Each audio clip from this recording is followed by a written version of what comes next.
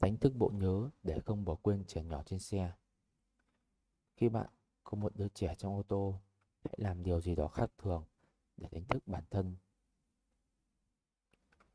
Chìa khóa là để ngăn chặn cảm thịnh bỏ quên trẻ nhỏ trên xe là kích hoạt các tín hiệu đánh thức bộ nhớ. Bất kỳ ai cũng không nên cho rằng mình có bộ nhớ tốt hoặc không bao giờ quên. Consumer Report, tổ chức phi chính phủ về người tiêu dùng của Mỹ, đã tổng hợp lời khuyên từ các chuyên gia và đưa ra một số cách để đánh thức bộ nhớ. Tạo ra các hàng rào bảo vệ, chẳng hạn gia đình và các thầy cô luôn giữ liên lạc.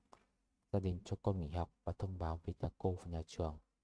Đổi lại, cô và nhà trường cũng cần thông báo cho phụ huynh nếu học sinh không đến lớp đúng giờ như thường lệ. Phải thiết lập các thông báo nhắc nhở trên điện thoại khi có một lộ trình khác thường ngày. Luôn khóa xe và chìa khóa xa tầm tay trẻ nhỏ, đề phòng trẻ tự ý trở lại xe mà mình không biết. Tạo lời nhắc trực quan, chẳng hạn để đồ chơi của trẻ con trước mặt để nhắc nhở bản thân. Để đồ của bản thân ở phía sau, chẳng hạn để ba lô, hộp ăn trưa ở hàng ghế cuối cùng. Mỗi khi bạn lấy, bạn sẽ phải đi qua đủ các hàng ghế trên xe để tiếp cận và không mở túi cốp sau. Không bao giờ để trẻ trên xe một mình trong bất kỳ thời điểm nào. Nhiều người dặn con chờ mình trên xe, nhưng công việc của họ kéo dài hơn thường lệ, khiến họ quên mất con của mình còn ở bên ngoài. Trang bị công nghệ cảnh báo cho ô tô.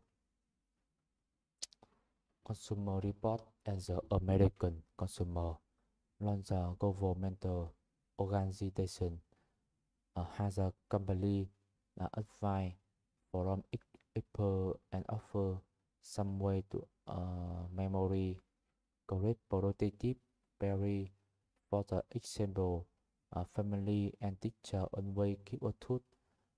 Family who let's say children drop out of school must notify the teacher and the school. In the return, she and school uh,